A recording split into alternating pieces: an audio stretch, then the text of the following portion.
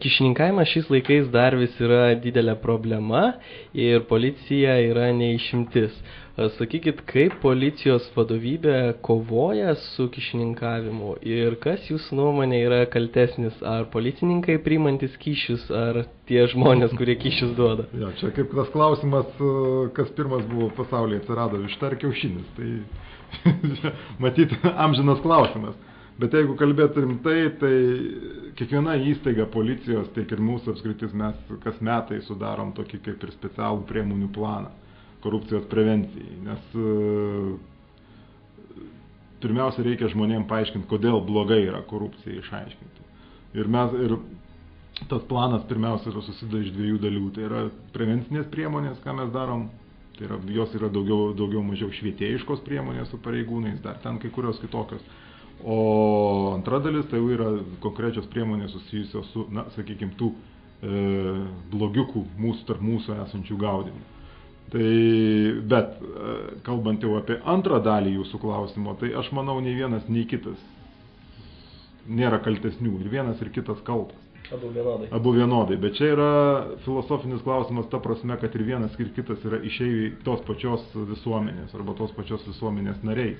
Tai čia yra kultūros klausimas. Jeigu jau mūsų visuomenė yra susiformavęs kultūros toks paprotys kultūrinis, kad vienas galvoja, kad išsipirk galima, o kitas galvoja, kad paimsiu, kai tas išsipirkinės, tai čia mums reikia visiems kartu keisti mūsų mentalitetą ir mūsų galvelę, arba dar kompiuteristų žargonų kalbant perkraut mūsų kietąjį diską.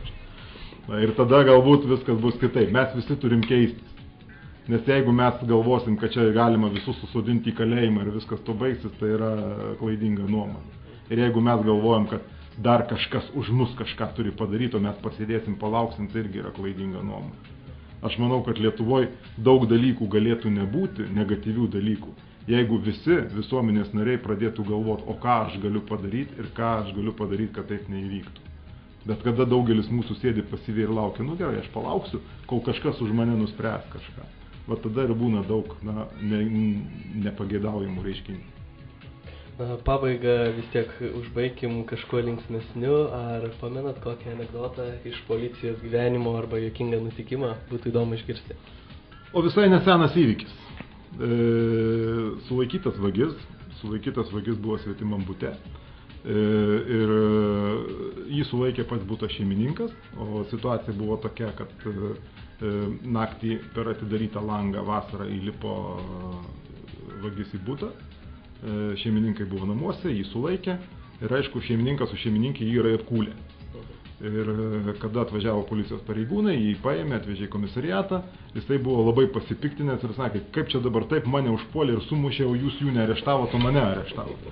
Ir kada mane sulaikėt, ir kada policijos pareigūnai klausė, tai ko tu į tą butą lindai, jisai sakė, kaip ėjau pro šalį, žiūriu, langas atidarytas, galvoju, užeisiu, kaip žmonės gyvena, pažiūrėti. Tai va, tai toks... Įdomus atvejis, jo pasitaiko kuriozų, ar ne? Gerai, tai dėkui Jums labai už pokalbį, tada linkiu sėkmės Jūsų darbe. Ačiū labai.